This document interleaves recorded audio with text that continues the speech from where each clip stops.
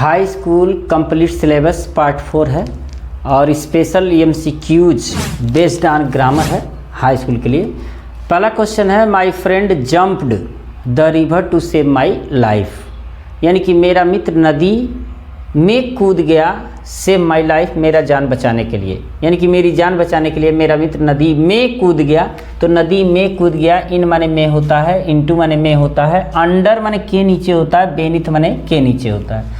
तो नदी के नीचे तो नहीं कूदा है ना, नदी में कूदा, तो बेनिथ और अंडर ये दोनों नहीं होगा, रह गया इन और इनटू में। तो इन माने होता है में और इनटू माने होता है भी में। अब इन का प्रयोग कहाँ किया जाता है? प्रणाम, नमस्कार, आशीर्वाद। आज हम लोग जो ग्रामर बेस्ड एमसीक्यूज है उसका दूसरा पार्ट पढ़ रहे हैं और पूरे वीडियोज का चौथा पार्ट पढ़ रहे हैं। ये बेहतर जानकारी है, अगर आप इसको पूरा सॉल्व कर लेते हैं तो आपको नंबर अच्छे मिल जाएंगे। फिलहाल ये प्रीपोजिशन बेस्ड है ये वाला क्वेश्चन। तो नदी में कूद गया, देखो नदी में, मैं नदी में नहा रहा हूँ तो मैं का अंग्रेजी इन होगा। मैं पानी में बैठा हूँ तो मैं का अंग्रेजी इन होगा। लेकिन वह नदी में तैर रहा है तो मैं का अंग्रेजी इन होगा। लेकिन वह नदी में कूद गया, वह कुएं में कूद गया, वह तालाब में कूद गया, वह समुद्र में कूद गया या किसी में कूद गया, यानी कि गतिमान अवस्था में होगा तो इनटू का प्रयोग होगा। पहला क्लियर? गतिमान अवस्था में है तो इनटू का प्रयोग होगा। और कहाँ कहाँ इनटू का प्रयोग होगा? जैसे एक भाषा से दूसरी भाषा में चेंज रहेगा तो भी इनटू का प्रयोग होगा। जैसे कहीं लिखा रहता है ट्रांसलेट और यहाँ दे देगा इनटू, ट्रांसलेट इनटू इंग्लिश, अंग्रेजी में ट्रांसलेट करो, अनुवाद करो, यहाँ दे देगा फ्रॉम हिंदी, फ्रॉम हिंदी। तो एक भाषा से दूसरे भाषा में आएगा तो उसका में का अंग्रेजी इनटू लगाएंगे। दूसरा, कोई एक वस्तु दूसरे वस्तु में चेंज होती है, जैसे मिल्क चेंजेज इनटू कर्ड, यानी कि दूध दही में बदल जाता है, यानी कि दूध दही में बदल जाता है, पानी वाष्प में बदल जाता है, पानी बर्फ में बदल जाता है, बर्फ पानी में बदल जाता है। तो ये में का अंग्रेजी जब लगाएंगे ना तो इनटू का प्रयोग लगाएंगे। याद रखना, इनटू का प्रयोग 3 जगह लगाएंगे। पहला, गतिमान अवस्था में हो तो में का प्रयोग करेंगे, एक अवस्था से दूसरे अवस्था में हो तो में का प्रयोग इनटू करेंगे, और कोई वस्तु जब बदल रही है या भाषा एक भाषा से दूसरे भाषा में बदल रहा है तो में का अंग्रेजी इनटू लगाएंगे। ठीक है, बाकी इनका प्रयोग साधारण अर्थ में लगाएंगे जहाँ जरूरत पड़ेगा। रोहन इज टेकिंग रेस्ट, यानी कि रोहन आराम कर रहा है। ए टाल ट्री, एक लंबे पेड़ के नीचे, लंबे पेड़ के नीचे, लंबे पेड़ के नीचे, लंबे पेड़ के लगभग, तो लंबे पेड़ के नीचे होगा, है ना, के नीचे। अंडर माने के नीचे होता है, तो अंडर सही है। कैसे सही है अंडर? अब देखो अंडर कहाँ लगता है, बेनिथ कहाँ लगता है। तो अंडर जो होता है ना, किसी चीज़ से जब सटा हुआ हो, स्पर्श हो, तो अंडर का प्रयोग करेंगे। जैसे वह पेड़ के नीचे बैठा है तो he is sitting under the tree. आप कहोगे कि कहाँ पेड़ नीचे तक है, तो पेड़ नीचे से ही तो गया है, इसलिए अंडर का प्रयोग होगा। जैसे मैं छत के नीचे हूँ तो अंडर होगा, क्योंकि छत ऊपर है, मैं उसके नीचे हूँ, और छत जहाँ पर खड़ा है वो किसी पाया, पिलर या किसी से भी जा कर के खड़ा है, तो हम अंडर लगाएंगे। बेनिथ का लगाते जो हैं वो लेवल बताने के लिए लगाते हैं। जैसे वह पढ़ाई में मुझसे नीचे है, उम्र में मुझसे नीचे है, धन दौलत में मुझसे नीचे है, तो कहेंगे he is beneath me in money, वह धन में मुझसे नीचे है। बेनिथ का प्रयोग वहाँ किया जाता है जहाँ दिखाई ना दे। जैसे जमीन के अंदर पानी है तो हम कहेंगे there is water beneath the soil, यानी कि मिट्टी के अंदर पानी है तो पानी दिखाई नहीं दे रहा है तो वहाँ होगा। तो अंडर और बेनिथ में अंतर आपने समझा। तो यहाँ बेनिथ का प्रयोग नहीं होगा, अंडर का प्रयोग होगा। डाउन माने तो होता है नीचे, नीचे की ओर, ये प्रीपोजिशन नहीं है, ये एडवर्ब है, तो ये तो लगेगा ही नहीं, है ना। और अबाउट माने के बारे में प्रीपोजिशन है, तो ये नहीं लगेगा। They are proud their culture, they are proud, उन्हें गर्व है, उन्हें गर्व है देयर कल्चर, अपनी संस्कृति पर, अपनी संस्कृति पर। तो पर का अंग्रेजी अगर मान लो यहाँ इन की जगह आन रहता तो पर का अंग्रेजी आन नहीं लगता। ऑफ फ्रॉम टू, तो इसका मतलब है कि प्राउड के साथ ऑफ का प्रयोग किया जाता है, हमेशा याद रखना। किसके किसके साथ ऑफ का प्रयोग किया जाता है? जैसे प्राउड के साथ ऑफ का प्रयोग किया जाता है। पॉसेस माने होता है मालिक होना, तो पॉसेस्ड, पॉसेस्ड ऑफ वेल्थ यानी कि धन से, धन का मालिक है, तो पॉसेस के साथ ऑफ का प्रयोग होगा। प्रूफ के साथ, प्रूफ के साथ, प्रूफ के साथ ऑफ का प्रयोग होगा। पर्ज, पर्ज माने होता है शुद्ध करना, पर्ज यानी कि जैसे पानी को शुद्ध करना या किसी को शुद्ध करना, पर्ज के साथ भी ऑफ का प्रयोग होता है। तो याद रखना प्राउड के साथ ऑफ का प्रयोग होगा, ये बहुत ज़्यादा पूछा जाता है हाई स्कूल लेवल पर। प्राउड के साथ ऑफ का प्रयोग किया जाएगा, पॉसेस्ड के साथ ऑफ का प्रयोग किया जाएगा, प्रूफ के साथ ऑफ का प्रयोग किया जाएगा और पर्ज के साथ भी ऑफ का प्रयोग किया जाएगा। वैसे पर्ज माने शुद्ध करना जो होता है, पर्ज जो है स्पेशल माइंड के लिए लगाया जाता है, मन के लिए लगाया जाता है कि माइंड को शुद्ध करना मतलब होता है पर्ज ऑफ। चौथा है सोहन स्लेप्ट ए ग्रीन ट्री, सोहन स्लेप्ट ए ग्रीन ट्री यानी कि सोहन एक हरे पेड़ के नीचे सो गया। के नीचे सो गया तो अंडर है, बेनिथ है, इन है, विद इन है। इसके पहले जो आपने क्वेश्चन पढ़ा है तो उसमें मैंने समझा दिया है, इसलिए इसमें रहेगा अंडर। ठीक है। The past tense of choose, choose का पास्ट टेंस होता है। अब चूज का पास्ट टेंस होता है तो किसी भी वर्ड का जो फार्म चलता है, आप जानते हो फर्स्ट फार्म जो होता है ना, फर्स्ट फार्म को हम कहते हैं प्लूरल फार्म, है ना, प्लूरल फार्म बोलते हैं। फर्स्ट फार्म को क्या बोलते हैं? प्लूरल फार्म बोलते हैं। सेकेंड फार्म को हम बोलते हैं पास्ट फार्म, क्या बोलते हैं? पास्ट फार्म, है ना। और थर्ड फार्म को हम बोलते हैं, थर्ड फार्म को हम बोलते हैं परफेक्ट फार्म, क्या बोलते हैं? Perfect form. और इंग फार्म जो चौथा फार्म होता है इसको हम बोलते हैं इंग फार्म, क्या बोलते हैं? इंग फार्म। और जो पांचवा होता है फिफ्थ फार्म, इसको हम बोलते हैं सिंगुलर फार्म। तो याद रखना सिंगुलर फार्म जो वर्ब के फार्म चलते हैं, first form, second form, third form, ing form और सिंगुलर फार्म चलते हैं। लेकिन फर्स्ट फार्म को प्लूरल फार्म कहा जाता है, सेकेंड फार्म को पास्ट फार्म कहा जाता है, पास्ट सिंपल फार्म भी कहा जाता है, और थर्ड फार्म को परफेक्ट फार्म कहा जाता है, और जो फोर्थ फार्म होता है उसको हम इंग फार्म भी बोलते हैं, इसी को हम जीरंड भी बोलते हैं या पार्टिसिपल भी बोलते हैं। और जो पांचवा होता है फिफ्थ फार्म, उसको हम सिंगुलर फार्म बोलते हैं। किसी वर्ब का जो फार्म चलता है दो तरह से चलता है, एक रेगुलर होता है जैसे लुक, लुक जो है ये रेगुलर वर्ब है, तो लुक का जो फार्म चलेगा look, looked, looked, looked, looking और लुक्स, ऐसे चलता है। यानी कि किसी भी वर्ब में ईडी लगा करके सेकेंड फार्म, ईडी लगा करके थर्ड फार्म, आईएनजी लगा करके इंग फार्म और यस लगा करके या एस लगा करके फोर्थ फार्म यानी कि सिंगुलर फार्म का यूज हम कर सकते हैं। तो ये रेगुलर वर्ब होते हैं। लेकिन कुछ वर्ब ऐसे होते हैं जो रेगुलर नहीं होते हैं, इरेगुलर होते हैं। इरेगुलर होने का मतलब कि उनका फार्म जो होता है ईडी लगा करके नहीं बनता है उनका, बल्कि दूसरी तरह से बनता है। जैसे इसमें दिया है चूज, अब चूज का जो हम फार्म बनाएंगे ना, तो इसको थोड़ा सा मिटा करके तब बता रहे हैं। जैसे जो चूज है, चूज माने होता है चुनना, तो चूज और इसका चलता है चोज और उसके बाद चलता है चोजेन, और बाकी तो ये चूजिंग हो जाएगा। वैसे आईएनजी फार्म नहीं रहेगा क्योंकि चुनना जो होता है ना, ये स्टेटिव वर्ब है तो आईएनजी फॉर्म वाला नहीं रहेगा, लेकिन अगर बन सकता है तो ऐसे बन जाएगा और चूजेज हो जाएगा। इस तरह से चलता है, चूजेज ईएस लगेगा।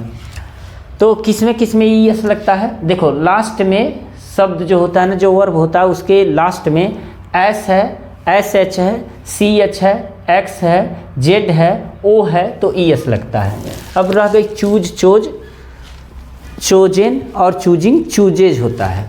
अब ये बात करेंगे कि चूज का जो है वो पास्ट टेंस क्या है। तो पास्ट टेंस क्या है? चोज है ना, पास्ट टेंस चोज है, तो चोज दिया है। बाकी चोजेन भी है तो ये परफेक्ट फॉर्म है। दूसरा है the past participle form of the choose. अब देखो यहाँ जो है, यहाँ पास्ट टेंस पूछ रहा है, तो पास्ट टेंस तो चोज हो गया, यानी कि ये वाला बी वाला सही है। और यहाँ का पास्ट पार्टिसिपल फॉर्म, जो पास्ट पार्टिसिपल फॉर्म होता है ना, ये जो थर्ड फॉर्म होता है इसी को हम पास्ट पार्टिसिपल फॉर्म भी कहते हैं। परफेक्ट फॉर्म हमने बोला है, जो थर्ड फॉर्म होता है वो परफेक्ट फॉर्म भी होता है और पास्ट पार्टिसिपल फॉर्म भी होता है। तो ऐसे बहुत से वर्ड हैं जिनका चलता है, जैसे सुख है, एक होता है जैसे सेक, सेक माने होता है हिलाना, सेक, और सुख, सेकेन, सेकेन, और ये बाकी हो जाएगा सेकिंग और सेक्स हो जाएगा। तो सेक, सुख, सेकेन और सुकिंग, सुक्स चलता है, तो उसका भी हो जाएगा। क्लियर हो गया? ये पास्ट टेंस और पास्ट पार्टिसिपल में क्या अंतर है ये क्लियर हो गया होगा। He has to seek, seek माने क्या है? सीक माने होता है, वैसे सीक माने होता है तलाश करना, खोजना, ढूंढना, लेकिन यहाँ सीक का मतलब है मांगना। तो ही हैज़ टू सीक यानी कि उसे मांगना है क्या?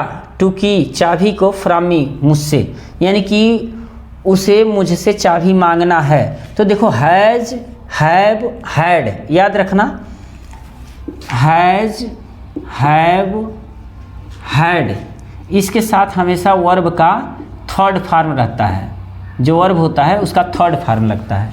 लेकिन जब हैव, हैज, हैड के साथ टू लगा हो ना, तो टू के बाद जब कभी भी लगेगा तो वर्ब का फर्स्ट फॉर्म लगेगा, क्योंकि टू बताता है कि हम इन्फिनिटिव हैं। तो इन्फिनिटिव का मतलब होता है टू प्लस वर्ब का फर्स्ट फॉर्म। जब भी हैव, हैज, हैड के साथ टू रहे, या हैव, हैज, हैड के साथ ही नहीं बल्कि इज, एम, आर, वाज, वर के साथ भी अगर टू रहे, तो किसी भी हेल्पिंग वर्ब के बाद अगर टू रहता है और वर्ब का प्रयोग करना है तो वर्ब का हमेशा फर्स्ट फॉर्म प्रयोग करेंगे। इसको हम कहते हैं इन्फिनिटिव फॉर्म। क्लियर है?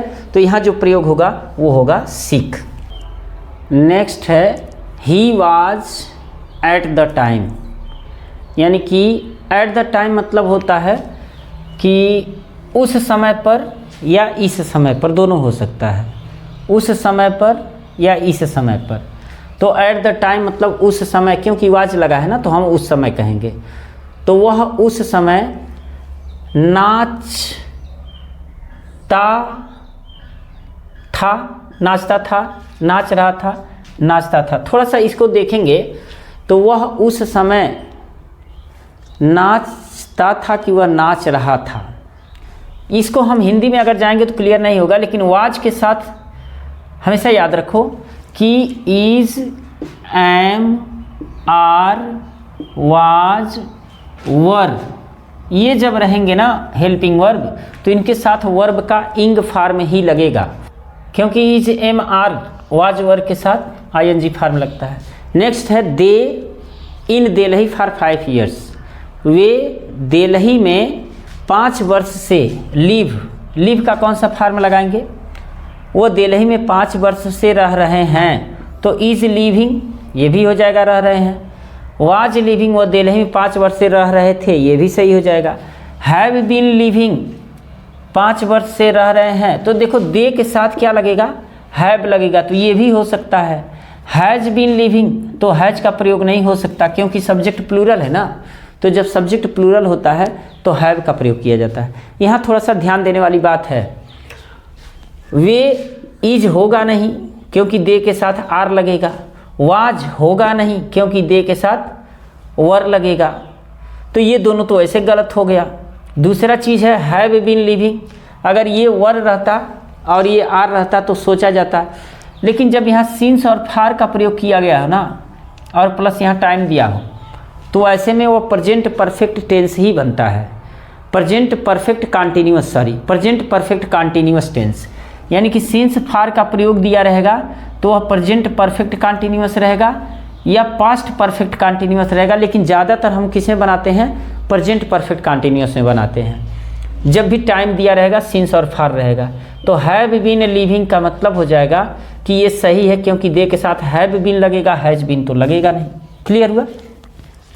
एट द मोमेंट यानी कि देखो एट द टाइम और एट द मोमेंट का मतलब वही है कि इस समय पर द बॉय लड़का इन गार्डन बागीचे में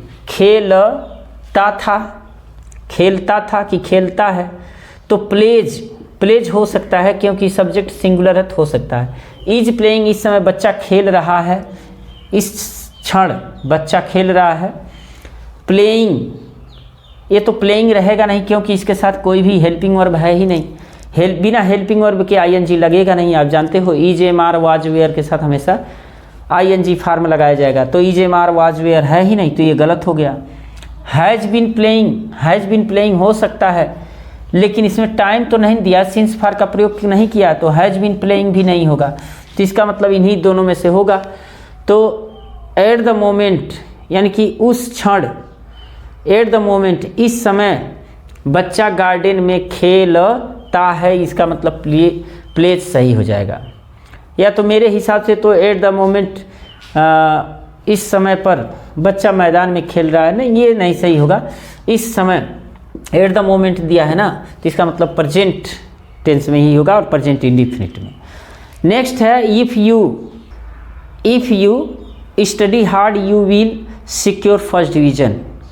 यदि तुम कठिन पढ़ाई करते हो तो you will secure first division, तो तुम फर्स्ट डिवीज़न प्राप्त कर सकते हो। If you study hard you will secure first division, तो तुम फर्स्ट डिवीज़न प्राप्त करोगे। यहाँ देखो इफ़ जो पहला वीडियो है इसका एमसीक्यूज का पहला वीडियो जब आप देखेंगे ना, तो उसमें इसको हमने डिटेल में बताया है। इफ़ के साथ यहाँ पर इफ़ हो, व्हेन हो, एज सुन एज हो, टिल हो, अनटिल हो, तो ये जो अगर टेंस रहेगा ना, ये जो सेंटेंस रहेगा ये प्रेजेंट इंडिफिनिट में रहेगा, और जो दूसरा सेंटेंस रहेगा वो फ्यूचर इंडिफिनिट में रहेगा। अगर मान लो पहला फ्यूचर इंडिफिनिट है तो दूसरा प्रेजेंट इंडिफिनिट में रहेगा, हमेशा याद रखना। इफ़ के साथ, व्हेन के साथ, टिल के साथ, अनटिल के साथ, एज सुन एज के साथ अगर यह प्रेजेंट इंडिफिनिट में है तो दूसरा फ्यूचर इंडिफिनिट में होगा। अगर फ्यूचर इंडिफिनिट पहले लिख दिया गया है तो ये बाद में रहेगा तो भी प्रेजेंट इंडिफिनिट होगा। तो यू के साथ प्रेजेंट इंडिफिनिट स्टडीड दिया है तो ये तो गलत हो गया। स्टडीज दिया है तो यू के साथ सिंगुलर फॉर्म लगेगा नहीं, ये भी गलत हो गया। स्टडी फर्स्ट फॉर्म है तो ये सही हो जाएगा। हैव स्टडीड की अगर बात करेंगे तो ये प्रेजेंट परफेक्ट हो जाएगा, और प्रेजेंट परफेक्ट हो जाएगा इसका मतलब कि ये गलत हो जाएगा, तो ये सी सही है, studied. Mohan pass the post office on his way to school every day, यानी कि मोहन प्रत्येक दिन स्कूल के रास्ते पर पोस्ट ऑफिस से गुजरता है। गुजर रहा है, गुजर रहा है, गुजरता है, पास्ट गुजरता था। देखो इसमें जो वर्ब आए हैं ना, इज पासिंग भी हो सकता है, हैज़ बीन पासिंग भी हो सकता है, पासेज भी हो सकता है, पास्ट भी हो सकता है, लेकिन हमें ये ध्यान देना है कि इसको किस टेंस में लिखें। अगर इज पासिंग लिखेंगे तो प्रेजेंट कंटिन्यूअस हो जाएगा, हैज़ बीन पासिंग लिखेंगे तो प्रेजेंट परफेक्ट कंटिन्यूअस हो जाएगा, पासेज लिखेंगे तो प्रेजेंट इंडिफिनिट हो जाएगा, और पास्ट लिखेंगे तो पास्ट इंडिफिनिट हो जाएगा। तो हैज़ बीन का प्रयोग किया जाएगा कब, जब इसमें सिंस और फार का कहीं प्रयोग रहेगा तब, तो सिंस फार का कहीं प्रयोग है नहीं तो ये हैज़ बीन का प्रयोग होगा नहीं। पासेज का प्रयोग हो सकता है, पास्ट का प्रयोग हो सकता है, लेकिन पास्ट का प्रयोग देखो ये पास्ट इंडिफिनिट है और एक प्रेजेंट इंडिफिनिट है, इन दोनों में लड़ाई है। लड़ाई किस चीज़ की है, ये जो एक्सप्रेसिंग एडवर्ब दिया है ना, तो कौन सा एक्सप्रेसिंग एडवर्ब दे रहा है, ये पास्ट को बता रहा है कि प्रेजेंट को बता रहा है। तो एवरी डे का मतलब होता है रोज़, हर रोज़, प्रत्येक दिन। तो एवरी डे इसका मतलब रोज़ की बात है, तो इसका मतलब प्रेजेंट की बात है। तो अगर इस तरह का कोई पास्ट एक्सप्रेसिंग एडवर्ब होता है, पास्ट एक्सप्रेसिंग एडवर्ब का मतलब जो पास्ट को बताए टाइम, और प्रेजेंट एक्सप्रेसिंग एडवर्ब जो प्रेजेंट को बताए। जैसे देखो, मैं अभी अभी आया हूँ, अब ये नहीं कह सकते मैं अभी अभी आया था, है ना। मैं आज मुंबई जा रहा हूँ, ऐसा थोड़ी बोल सकते हो कि आज मैं मुंबई जा रहा था, ऐसे नहीं बोल सकते। अब कल मैंने खाना खाया है कि कल मैंने खाना खाया था, तो आप कहोगे कल मैंने खाना खाया था। कल मैंने उसे देखा, पिछले दिन उसे मैंने देखा, 2 दिन पहले मैंने उसे देखा। तो पास्ट को बता रहा तो पास्ट में बोलोगे, प्रेजेंट को बता रहा तो प्रेजेंट में बोलोगे। तो जो एवरीडे है ना, ये प्रेजेंट एक्सप्रेसिंग एडवर्ब है, यानी कि प्रेजेंट टाइम को वो एक्सप्रेस कर रहा है, तो पासेज होगा। अब इस पासिंग का मतलब वो एवरीडे है ना, तो रोज़ गुजर नहीं रहा है, रोज़ गुजरता है। जब एवरी डे हो, every night, every morning, every evening, every day, every month, every week, अगर इस तरह का अगर पास्ट प्रेजेंट एक्सप्रेसिंग एडवर्ब आता है तो उसको हम प्रेजेंट इंडिफिनिट में करते हैं। तो याद रखना, ठीक है। My friend read since morning. अब देखो यहाँ पर सिंस दे दिया है ना, तो मैंने कहा जब भी सिंस और फार का प्रयोग कर दिया हो और यहाँ वर्ब हो, तो ऐसे में ये प्रेजेंट परफेक्ट कंटिन्यूअस में बनाओ। तो हैव बीन लगेगा नहीं, क्योंकि फ्रेंड एक ही है, सिंगुलर है, तो हैव का प्रयोग होगा नहीं। हैज बीन हो सकता है, हैड बीन ये पास्ट में चला जाएगा, तो पास्ट में नहीं करेंगे। और इज रीडिंग होगा नहीं, क्योंकि सिंस और फार का प्रयोग है, तो इसका मतलब हैज बीन रीडिंग हो जाएगा, ठीक है। सी फॉर मी सिंस मॉर्निंग, वह मेरा प्रतीक्षा कर रही है सिंस मॉर्निंग। सिंस मॉर्निंग देखो, सिंस का प्रयोग कर दिया ना, तो प्रेजेंट परफेक्ट कंटिन्यूअस में कर दो इसको। तो हैव लगेगा नहीं, क्योंकि सी सिंगुलर है, तो ये गलत हो गया। हैज लग सकता है, हैड जाएगा नहीं, इज होगा नहीं, तो इसका मतलब कि हैज बीन सही है। द सन बाय डे, दिन के दौरान, बाय माने होता है के दौरान, तो सूरज दिन के समय या दिन के दौरान चमकता है, यानी कि शाइनिंग होगा नहीं, क्योंकि ये कंटिन्यूअस है, और कंटिन्यूअस में जब भी इज नहीं रहेगा तो नहीं लगेगा। हैज बीन शाइनिंग नहीं लगेगा, क्योंकि सिंस या फार का प्रयोग हुआ नहीं है। साइंस प्रेजेंट इंडेफिनिट में है, तो ये सही है। इज शाइनिंग होगा नहीं, क्योंकि कंटिन्यूअस में नहीं होगा, क्योंकि रोजाना का काम है ना। जो यूनिवर्सल ट्रूथ होता है, जो हैबिचुअल एक्शन होता है, जो यूनिवर्सल ट्रूथ, जैसे सूरज पूरब में निकलता है, सूरज पूरब में निकलता है, मनुष्य मरणशील होता है, और दिन में तारे दिखाई देते, रात में तारे दिखाई देते हैं, तो ये सब जो हैं यूनिवर्सल ट्रूथ हैं, ये हमेशा प्रेजेंट में ही किए जाते हैं, और ख़ास करके प्रेजेंट इंडेफिनिट में। तो प्रेजेंट इंडेफिनिट में ये होगा। और दूसरा चीज़ ये है कि इसको थोड़ा सा प्रेजेंट इंडेफिनिट को ये भी देखना होगा कि प्रेजेंट एक्सप्रेसिंग एडवर्ब है क्या। The bell ring just now, यानी कि घंटी अभी अभी क्या, अभी अभी बजती है, अभी अभी बज रही है, अभी अभी बजेगी, अभी अभी बज चुकी है। तो घंटी अभी अभी बजी है। The bell has ring now होगा, हैज के साथ रंग होगा, यानी कि वर्ब का थर्ड पार्ट, क्योंकि जस्ट नाउ का मतलब होता अभी अभी। जब भी जस्ट नाउ रहेगा तो ये प्रेजेंट परफेक्ट को बताएगा, हालांकि प्रेजेंट परफेक्ट नहीं, प्रेजेंट बताएगा, तो रंग तो लगेगा नहीं, क्योंकि इसके पहले कोई वर्ब का थर्ड फॉर्म कोई वर्ब है नहीं, यानी कि हेल्पिंग वर्ब नहीं है, हैव, हैज, हैड। रिंगिंग लगेगा नहीं, क्योंकि इसके पहले भी हेल्पिंग वर्ब नहीं है, ये भी नहीं लगेगा। रिंग्स हो सकता है, तो अभी अभी घंटी बजती है नहीं, अभी अभी जो होगा ना, ये परफेक्ट को मॉडिफाई करता है, यानी कि परफेक्ट को बताता है, प्रेजेंट परफेक्ट को। अभी अभी घंटी बजी थी, तो हैज रंग हो जाएगा, ठीक है। Why late every day you come, late मतलब देर से, एवरी डे माने प्रत्येक। अभी अभी मैंने बताया है, जब एवरी डे रहे, every night, every week, every month, every year, every कुछ भी रहेगा तो हमेशा वो प्रेजेंट इंडेफिनिट में यूज करेंगे। तो प्रेजेंट इंडेफिनिट में करेंगे तो डू लगेगा या डज लगेगा, डिड लगेगा नहीं, हैव लगेगा नहीं, डज, ये दोनों हो सकता है। लेकिन यू है ना, तो यू के साथ क्या लगेगा, डू लगेगा, तो पहला सही है, यानी कि हो जाएगा why do you come late every day. Next है when see meet you see will love you, जब वो तुमसे मिलेगी तो वह तुमसे प्रेम करेगी, का मतलब ये है व्हेन के साथ मैंने बताया था कि व्हेन के साथ, इफ़ के साथ, एज सुन एज के साथ, टिल के साथ, अनटिल के साथ जब भी दो क्लॉजेज जुड़े रहेंगे, अगर एक फ्यूचर में है तो एक प्रेजेंट में होगा, यानी कि एक फ्यूचर इंडिफिनिट में है तो एक प्रेजेंट इंडिफिनिट में होगा। तो प्रेजेंट इंडिफिनिट वाला ढूंढ लो, बात खत्म हो गई। विल मीट नहीं लगेगा, इज मीटिंग नहीं लगेगा, मीट्स लगेगा, हैज मेट नहीं लगेगा, तो मीट्स सही हो जाएगा। इट नाउ, देखो अब जब अब की बात करोगे, अब मैं जा रहा हूँ, अब वह आ रहा है, अब हम ये कर रहे हैं, तो अब जब भी रहेगा ना तो कॉन्टीन्यूअस में रहेगा, तो डज नॉट लगेगा नहीं, डिड नॉट लगेगा नहीं, हैज़ नॉट लगेगा नहीं, इज़ नॉट रेनिंग सही हो जाएगा, यानी कि 19वां का डी सही है।